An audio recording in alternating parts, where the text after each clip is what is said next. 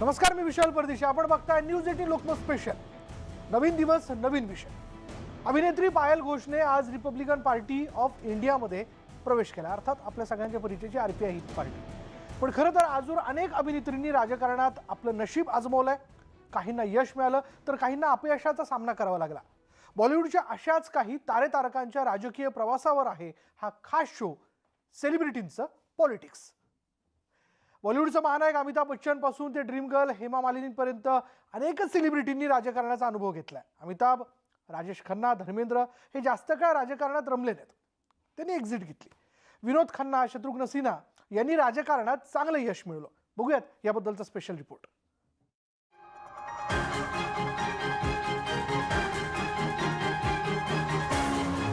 बॉलिवूड अभिनेत्री पायल घोषनं रिपब्लिकन पक्षाचा झेंडा हाती घेतलाय.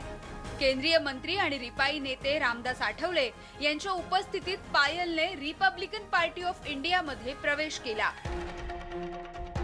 अभिनेता सुशांत सिंह राजपूत आत्महत्या प्रकरण तापलेलं असतानाच पायल घोषने दिग्दर्शक अनुराग कश्यपच्या विरोधात लैंगिक शोषणाचे आरोप केले होते. त्यामुळे बॉलिवूडमध्ये एकच खळबळ उडाली होती. मात्र अनुराग कश्यपने या सगळ्या आरोपांचं खंडन देखील केलं. काही दिवसांपूर्वी रामदास आठवलेंनी पायल घोष सोबत एक पत्रकार परिषद घेत तिला पाठिंबाही दर्शवला होता. त्यावेळी आठवलेंनी अनुराग कश्यप विरोधात कारवाईची सुद्धा मागणी केली. रिपाईमध्ये दाखल झालेल्या पायलला पक्षात महत्त्वाचं पद दिलं जाण्याची शक्यता सुद्धा आता वर्तवली जातेय. खरं तर यापूर्वी अभिनेत्री राखी सावंत हिने सुद्धा रिपब्लिकन पक्षात प्रवेश घेतला होता. तिच्याकडे महिला आघाडीची जबाबदारीही सोपवण्यात आली होती. आता पायल घोषनं सुद्धा तिच्याच पावलांवर पाऊल टाकलंय. राजकारण आणि बॉलिवूड यांचं तसं जुनं नातं आहे. यापूर्वी बॉलिवूडच्या अनेक बड्या तारेतारकांनी राजकारणामध्ये आपलं नशीबही आजमावलंय. त्यामध्ये सर्वात मोठं नाव म्हणजे महानायक अमिताभ बच्चन. 1994 मध्ये बिग बी अमिताभ बच्चन यांनी अलाहाबाद लोकसभा मतदारसंघामधून निवडणूक लढवली होती. खरं तर ही निवडणूक ऐतिहासिक मानली जाते, कारण सलग 4 वेळा लोकसभेत विजय मिळवलेल्या बहुगुणा यांना अमिताभ बच्चन यांनी पराभवाची धूळ चारली होती. हेमवंती नंदन बहुगुणा यांचा विजय निश्चित मानला जात होता. बहुगुणा यांच्या विरोधात काँग्रेसचा एकही नेता निवडणूक लढवण्यासाठी तयार नव्हता. राजीव गांधी यांनी आग्रह करूनही विश्वनाथ प्रताप सिंह यांनी सुद्धा बहुगुणा यांच्या विरोधात निवडणूक लढण्यासाठी नकार दिला होता. त्यामुळे राजीव गांधी यांनी बॉलिवूडचा सुपरस्टार अमिताभ बच्चन यांना निवडणुकीच्या रिंगणात उतरवलं. निवडणुकीच्या पूर्वी काही दिवस आधीच अमिताभ बच्चन हे अलाहाबादमध्ये दाखल झाले. त्यामुळे बहुगुणा यांनी अमिताभ यांच्या विरोधात याच मुद्द्यावरून प्रचारही केला. पण त्याचा काही उपयोगही झाला नाही. त्या निवडणुकीत अमिताभ बच्चन यांचा करिश्मा बघायला मिळाला. अमिताभ बच्चन यांना तब्बल 68.21% मतदान झालं. त्यामुळे 3 लाख मतांनी बहुगुणा यांचा दारुण पराभव झाला आणि अलाहाबादच्या जनतेनं अमिताभ बच्चन यांना थेट लोकसभेत पाठवलं. पण अवघ्या 3 वर्षात अमिताभ बच्चन यांचा राजकीय प्रवास संपला. त्यानंतर त्यांनी पुन्हा कधीच राजकारणाचं नावही घेतलं नाही. बोफोर्स प्रकरणात त्यांचं नाव गोवलं गेल्यामुळे अमिताभ बच्चन यांनी खासदारकीचा राजीनामा दिला.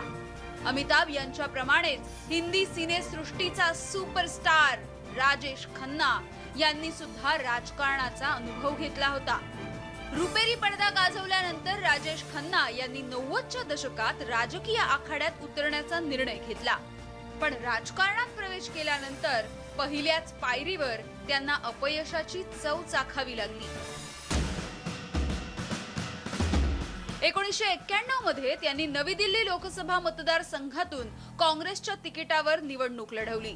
भाजप नेते लालकृष्ण आडवाणी यांच्या विरोधात त्यांनी पहिलीच निवडणूक लढवली आणि त्यामध्ये त्यांना पराभव पत्करावा लागला. पण वर्षभरातच 1992 मध्ये झालेल्या पोटनिवडणुकीत त्यांनी अभिनेता शत्रुघ्न सिन्हा यांचा पराभव करून 91च्या पराभवाचा वचपा काढला. पुढचे 5 वर्ष सक्रिय राजकारण केल्यानंतर त्यांनी राजकारणातून काढता पाय घेतला. अमिताभ आणि राजेश खन्ना यांचे समकालीन अभिनेता धर्मेंद्र यांनी सुद्धा राजकारणाचा अनुभव घेतलाय. राजेश खन्ना, अमिताभ यांनी काँग्रेसच्या तिकिटावर निवडणूक लढवली होती. धर्मेंद्र यांनी भाजपची साथ धरली. 2004 साली त्यांनी राजस्थानच्या बिकानेर लोकसभा मतदारसंघामधून निवडणूक लढवली. या निवडणुकीत राजस्थानच्या जनतेनं त्यांना भरभरून मतदान केलं आणि लोकसभेत पाठवलं. पण जास्त काळ त्यांचं मन राजकारणात काही रमलं नाही. पोटनिवडणुकीतून राजकीय प्रवासाला सुरुवात केलेल्या शत्रुघ्न सिन्हा यांनी हार मानली नाही. पुढे त्यांनी थेट केंद्रीय मंत्रिपदापर्यंत मजल मारली. पंतप्रधान अटल बिहारी वाजपेयींच्या मंत्रिमंडळात त्यांनी आरोग्य, जहाज बांधणी आणि संस्कृती तसंच कला विभाग मंत्रालयाची जबाबदारी सांभाळली. 2009 मध्ये भाजपच्या तिकिटावर पटना साहिब लोकसभा मतदारसंघातून त्यांनी विजय मिळवला. 2014 मध्ये त्याची पुनरावृत्तीही झाली. पण 2019 उजाडण्यापूर्वी त्यांनी भाजपला रामराम ठोकून काँग्रेसमध्ये प्रवेश केला. विरार का छोरा अर्थात अभिनेता गोविंदाने 2004 मध्ये काँग्रेसच्या तिकिटावर लोकसभेची निवडणूक लढवली होती. भाजपचे ज्येष्ठ नेते राम नाईक यांना गोविंदानं निवडणुकीच्या रिंगणात आव्हान दिलं होतं. त्यामुळे या निवडणुकीकडे अवघ्या देशाचं लक्ष लागलं होतं. या निवडणुकीत गोविंदानं राम नाईक यांना जवळपास 50,000 मतांनी पराभूत केलं. पण निवडून आल्यानंतर मतदारसंघातील जनतेशी त्यांचा फारसा काही संपर्क राहिला नाही. त्यामुळे हळूहळू तेही राजकारणापासून दुरावत गेले आणि 2004 मध्ये त्यांनी काँग्रेस पक्षाच्या सदस्यत्वाचा राजीनामा दिला. खरं तर 80च्या दशकात काँग्रेसकडे बॉलिवूडच्या सेलिब्रिटींचा ओढा असल्याचं बघायला मिळालं. प्रसिद्ध अभिनेता सुनील दत्त यांनी सुद्धा 80च्या दशकात काँग्रेसच्या माध्यमातून राजकारणात प्रवेश केला. त्यांनी 1984 साली पहिली निवडणूक राम जेठमलानी यांच्या विरोधात लढवली आणि जिंकली सुद्धा. राजीव गांधींशी त्यांचे जिव्हाळ्याचे संबंध होते. त्यामुळे 25 वर्ष लोकसभेत त्यांनी प्रतिनिधित्व केलं. विशेष म्हणजे केंद्रीय क्रीडा आणि युवक कल्याण मंत्री म्हणून सुद्धा त्यांनी काम पाहिलं. देशात आणीबाणीनंतर अभिनेता देवानंद आणि अन्य काही कलाकारांनी नॅशनल पार्टी ऑफ इंडियाची स्थापना केली होती. या पक्षाच्या अध्यक्षपदी देवानंद यांची निवड झाली होती. मात्र त्यांचा पक्ष निवडणुकीदरम्यानच विसर्जित झाला. अशा प्रकारे अनेक बड्या अभिनेत्यांनी राजकारणामध्ये आपापलं नशीब आजमावलंय. Bureau report, news 18 Lokmat. यानंतर वेळ झाली का ब्रेकची ब्रेक घेऊयात. पहा फक्त न्यूज 18 लोकमत. ब्रेकनंतर बघूयात निवडणुका आल्या की सेलिब्रिटींना निवडणुकीच्या रिंगणात उतरवण्यासाठी राजकीय पक्षांमध्ये चढाओढ लागते. अलीकडच्या काही वर्षात हा ट्रेंड वाढत चाललाय. प्रत्येक निवडणुकीत 2-4 तारका निवडणुकीच्या रिंगणात उतरल्याचं बघायला मिळतं. सेलिब्रिटींची सर्वसामान्यांना मोठी क्रेज असते आणि त्यांच्या सभांना तुफान गर्दी होते. त्यांच्या प्रसिद्धीचा राजकीय सारीपाटावर उपयोग करून घेण्यासाठी राजकारण्यांकडून प्रयत्न केला जातो. निवडणूक प्रचारासाठी राजकीय पक्षांकडून बॉलिवूड कलाकारांचा वापर केला जातो. कारण गर्दी खेचण्यात हे तारका यशस्वी ठरतात. पण काही सेलिब्रिटींनी थेट राजकीय सारीपाटावर आपली नवी इनिंग सुरू केली आहे. हे गेल्या 4 दशकातील राजकीय इतिहास बघितल्यावर तुमच्या लक्षात येईल. खरं तर अनेक सेलिब्रिटी ऐन निवडणुकीच्या तोंडावर राजकीय पक्षामध्ये प्रवेश करतात आणि थेट निवडणुकीच्या रिंगणातच उतरतात. 2019च्या निवडणुकीत अभिनेत्री उर्मिला मातोंडकर आणि अभिनेता सनी देओल यांनी अशाच प्रकारे निवडणुकीमध्ये नशीब आजमावण्याचा प्रयत्न केला. 2019च्या निवडणुकीत देशात मोदींची लाट होती. त्यामुळे काँग्रेसने उत्तर मुंबई लोकसभा मतदारसंघातून अभिनेत्री उर्मिला मातोंडकर यांना निवडणुकीच्या रिंगणात उतरवलं होतं. भाजपचे गोपाळ शेट्टी यांच्या विरोधात त्यांनी निवडणूक लढवली. मात्र त्या निवडणुकीत गोपाळ शेट्टी यांनी उर्मिला मातोंडकर यांना पराभूत केलं.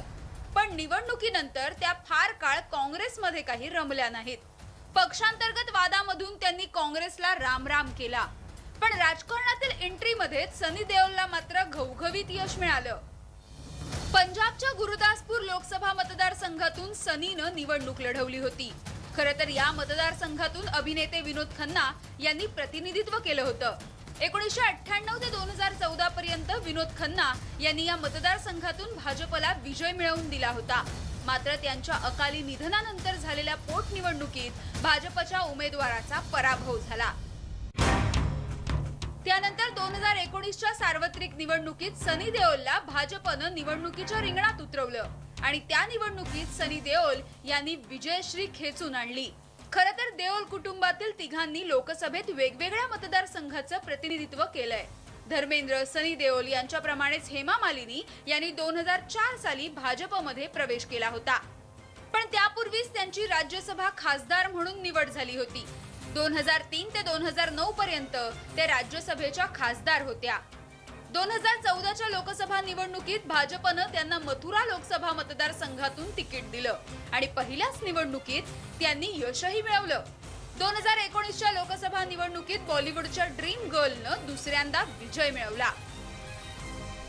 ड्रीम गर्ल प्रमाणेच अभिनेत्री जया प्रदा यांनी सुद्धा 2 वेळा लोकसभेत प्रतिनिधित्व केलंय।